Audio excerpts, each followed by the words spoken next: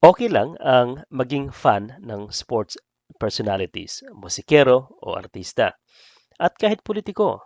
Natural lang yan, lalo na't talagang mahusay naman ang tao. May talento at kangahanga ang kanyang mga nagawa. Halimbawa, fan ako ni Manny Pacquiao na isang sikat at mahusay na boksingero. Pero hindi ako fan ni Manny Pacquiao bilang politiko. Mahusay siya sa boxing, pero hindi ako hanga sa kanya bilang mambabatas sa Kongreso at Senado. Ika nga, mayroon tayong kanya-kanyang husay at galing. Sa mga politiko naman, fan ako ni na dating Senador Jovito Salonga at Juan Flavier. Talagang hahanga ka sa kanilang husay at serbisyo. Pwede ko ring sabihin na fan ako ni Vico Soto dahil sa ipinakita niyang husay at galing bilang mayor ng Pasig. Pero hanggang doon lang yon. Isa silang inspirasyon para pagsikapan kong maging mahusay na tulad nila sa kung ano man ang aking ginagawa o trabaho. Dahil pag tinitingnan ko ang sarili, talagang napakalayo ko sa kanila. Kaya sila yung mga models, inspirasyon, ika nga. Pero ibang level ang panatisismo sa isang leader ng kulto at sa dating presidente na parehong taga Davao. Pareho silang kriminal. Ang isa ay maroon ng warrant of arrest at ang isa naman ay takot na takot sa ICC dahil sa salang pagpatay sa libu-libong mga Pilipinong sangkot umano sa illegal na droga.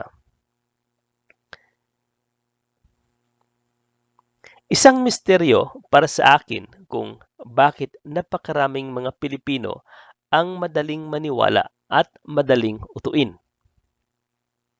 Isipin mo kung ilang libo ang mga nagpauto kay Apollo Kibuloy na akusado sa krimeng panggagahasa, pang-aabuso, sexual trafficking at money laundering.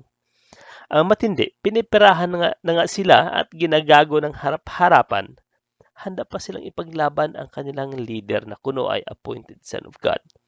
Nagrally pa ang mga kulukoy in support of their delusional appointed son of God.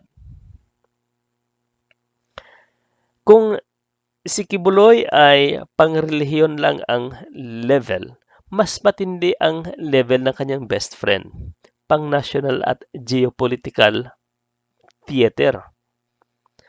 At ang krimen na nagawa ay pang-national at universal din, crime against humanity.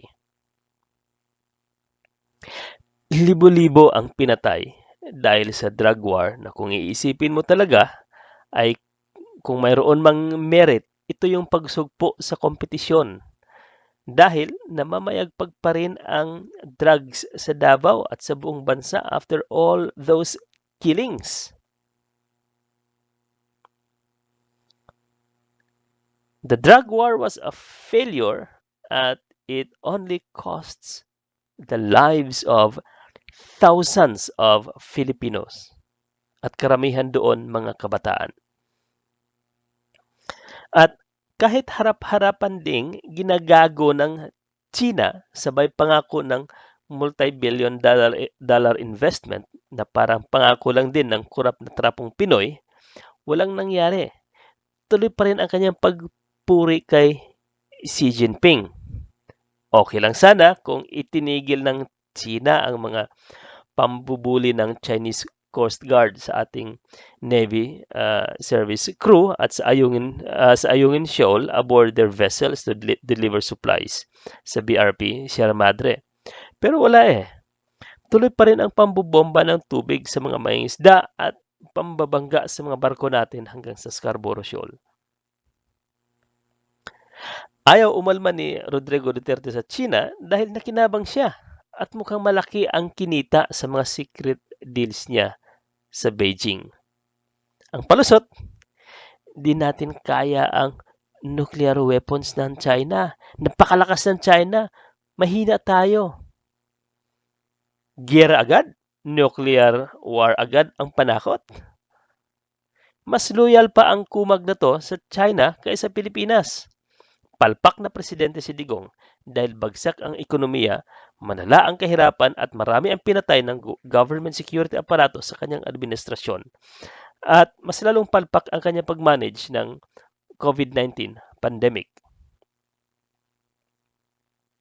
Pero bakit marami pa ring mga Pilipino ang tuwang-tuwa sa kanya at hangang-hanga sa kanya sa kabila ng mga kapalpakan bilang presidente?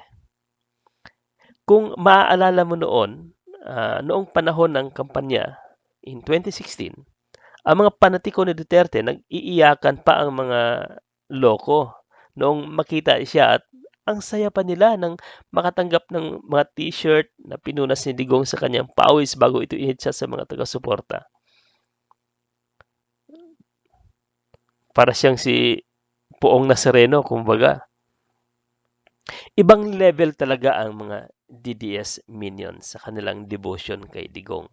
Dahil kahit binastos na sila at ginagawang katawa-tawa, handa pa silang ipaglaban ang kanilang puon at makipagbardagulan hanggang nauuwi sa away at alitan.